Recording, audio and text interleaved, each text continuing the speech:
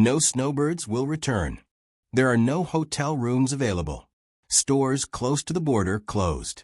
However, this goes beyond a few canceled vacations.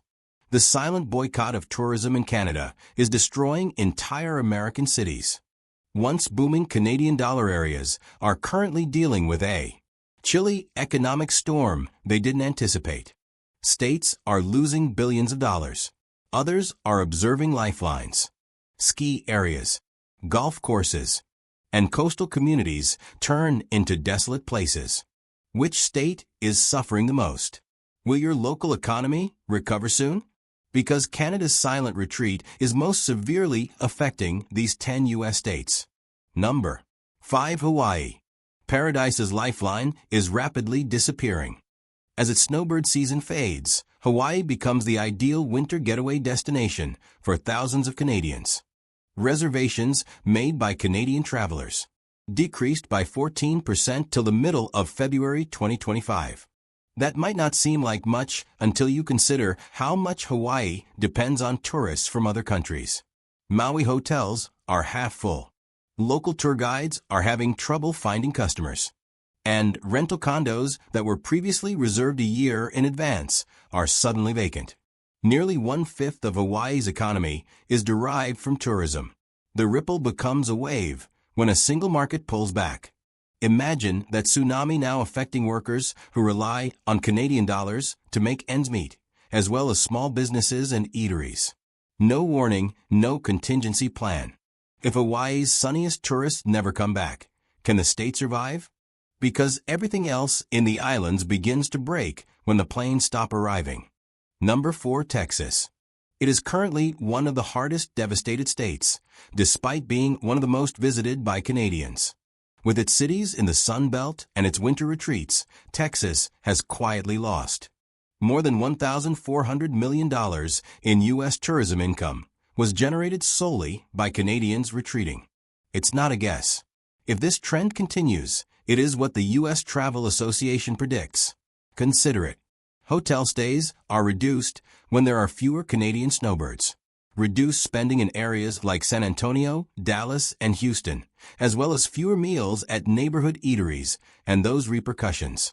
Small enterprises, seasonal employees, and entire nations that rely on foreign tourism for survival are already feeling the effects. Is this the beginning of a more significant decline in southern tourism? Before we disclose the following state, and believe us, it's worse, please remember to subscribe, as it enables us to continue uncovering news that the general public overlooks. Number 3. Maine.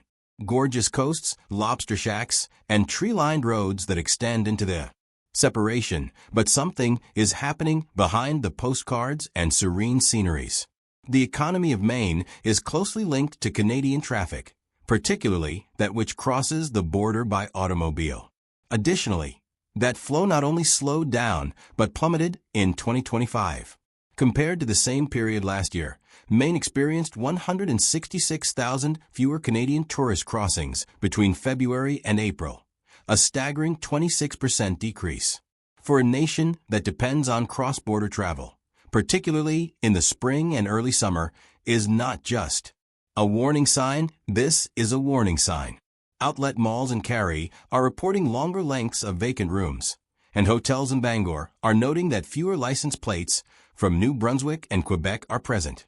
Suddenly, small villages that typically prepare for Canadian Day visitors are reducing staff, reducing hours, or closing early. Additionally, it goes beyond tourism. Many Canadians travel to Maine for seasonal jobs, health treatment, and even cross-border shopping.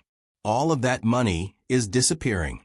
Kalala and Holton, 2 border communities, were already treading carefully. Economically, they're sinking now.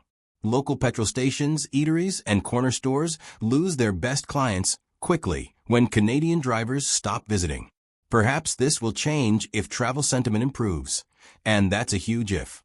Some Canadians are currently reconsidering taking a vacation across the border due to tensions between the U.S. and Canada. Maine has long been welcoming, well-known, and conveniently located for a weekend escape. However, the parking spaces are now deserted and the welcoming signs remain. Therefore, the true question, when the season never truly begins, How long can a state that depends on tourists survive? Could Maine's sleepy communities become the next ghost towns if the boycott intensifies? Number 2. Washington. Everything appears normal at first glance.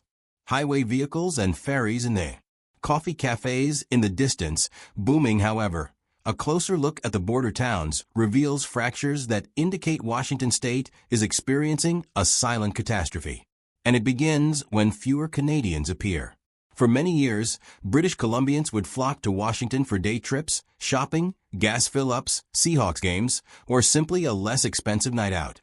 However, during the 2025 Family Day weekend, 3 of the key border crossings revealed a completely different picture.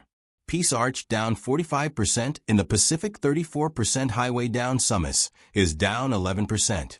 These are empty. They are more than just numbers. Hotel accommodations, dinner reservations being canceled, and checkout counters being silent. Small places like Bellingham and Blaine Linden, where Canadian dollars have long supported local businesses, were the hardest hurt. Consider it. How do you keep the lights on when a third of your cross-border traffic vanishes in a single weekend? Stores along Interstate 5 have already reported sharp declines in weekend sales.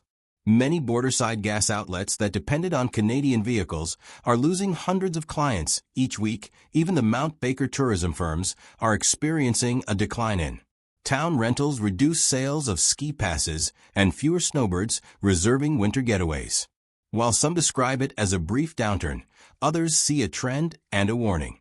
Although Washington has long been a popular travel destination for Canadians, it is no longer certain that they will go back now that the boycott is intensifying and attitudes are altering. If these figures continue to decline, may towns in northern Washington go from rushing to get on board? Before we disclose which state was affected significantly more severely, do not forget to subscribe. That is what motivates us to delve deeply, pose challenging queries, and unearth tales that others miss because, as you will soon discover, things will only get worse from here. Number 1. Michigan. You can view it if you stand on the Ambassador Bridge's edge. A lifeline that once throbbed with Canadian traffic is gradually disappearing as Michigan becomes more than just Canada's neighbor. It's a magnet and a gateway, and it's losing hold recently. Canadian cross-border travel, which was formerly a consistent source of income for places like Detroit, Port Huron, and Sault Ste. Marie, has drastically decreased in 2025. The number of Canadian visitors to Michigan decreased by 19% between January and April. Tens of thousands fewer customers as a result. Casino patrons.